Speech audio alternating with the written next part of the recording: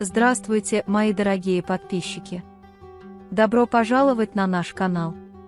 Не забудьте подписаться на наш канал, поделиться нашим видео и включить уведомления, чтобы первыми узнавать о новых видео. Бэрон становится подозрительным из-за постоянного плача Дилана. И он всегда спрашивает Дилана, почему тот плачет.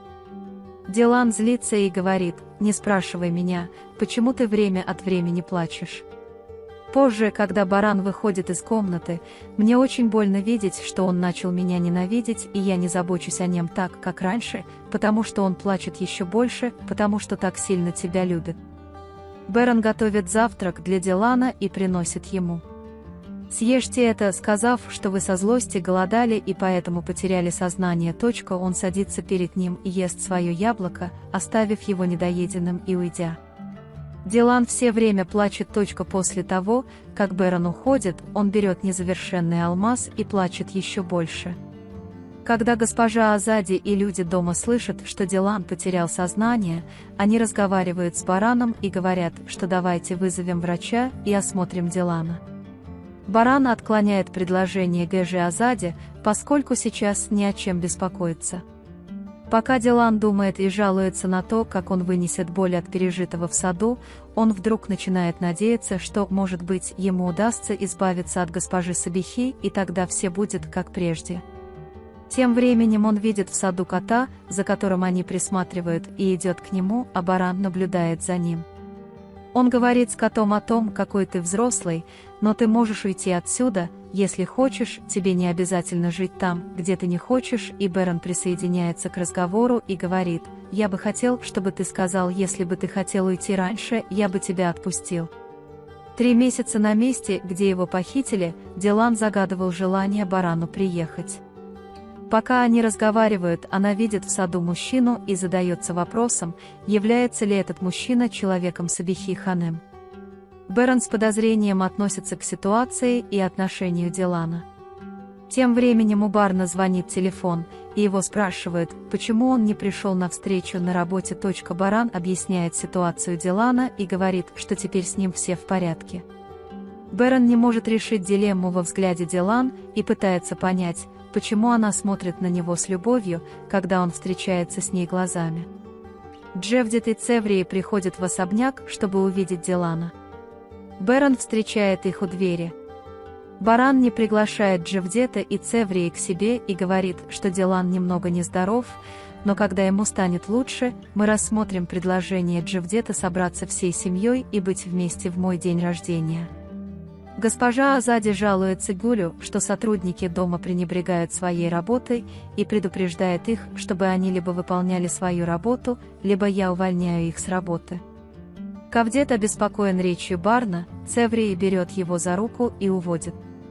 Когда Азади Ханем спрашивает, почему Баран не пригласил их войти, возможно, Дилан скучал по своей семье, Баран прерывает его, говоря, что сейчас не время развлекать гостей.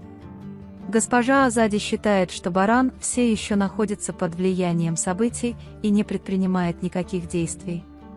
Дилан очень злится, когда узнает, что Бэрон прислал ее брата и тетю.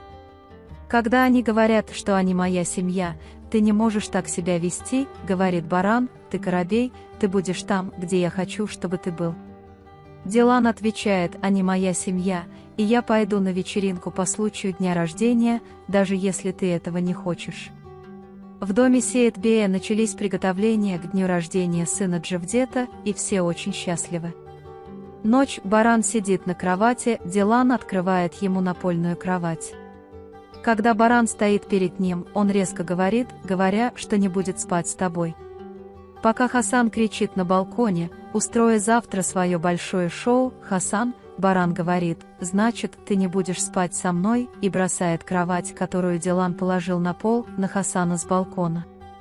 Господин Хасан Баран заходит внутрь и говорит, что это означает, что он злится, поэтому давайте вообще не будем вмешиваться. Когда Дилан спрашивает, где моя кровать, Бэрон отвечает: я показал тебе, где спать.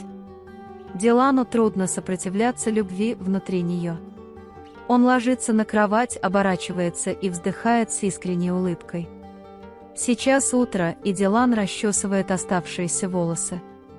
Когда Бэрон просыпается и видит ее такой, он подходит, гладит ее по волосам и говорит ей на ухо: «Ты же знаешь, что не пойдешь на вечеринку по случаю дня рождения, да?» Дилан думает, что если ты меня ненавидишь, делай это хорошо, может быть, тебе надоест со мной иметь дело и ты бросишь меня. Гану Кудрету звонят по телефону, и когда он говорит, что они что-то узнали о Гэже Сабихе, господин Кудрет говорит, что приедет немедленно и подготовит машину. Бэрон очень злится, когда входит в комнату и не видит Дилана.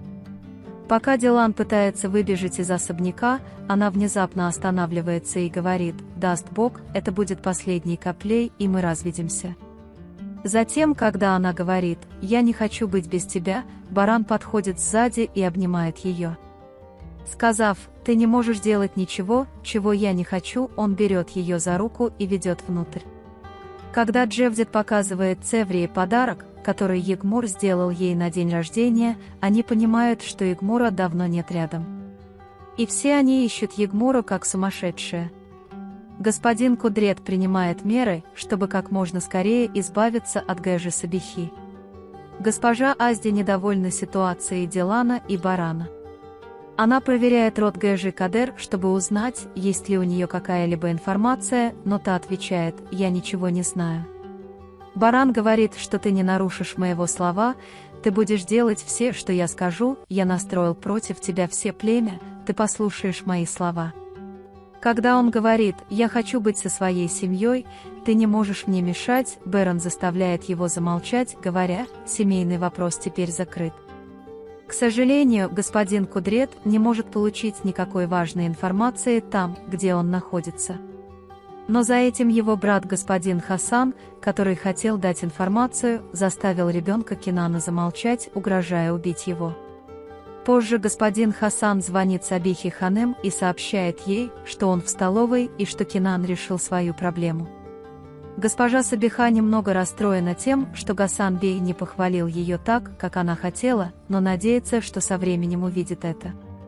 Азади убита горем и, собираясь пойти к Дилану и Барану, слышит разговор Дилана у двери. Для Гэжи и Азади было бы очень плохо услышать, как Дилан говорит: «Меня не похитили, я сбежал от тебя, я хотел отомстить тебе из этого ада, через который ты меня провел, из этого особняка вместе». Вы можете поделиться с нами своим ценным мнением в разделе комментариев. Не забудьте подписаться и включить уведомления, чтобы увидеть больше видео. Увидимся в других видео. Береги себя. До свидания.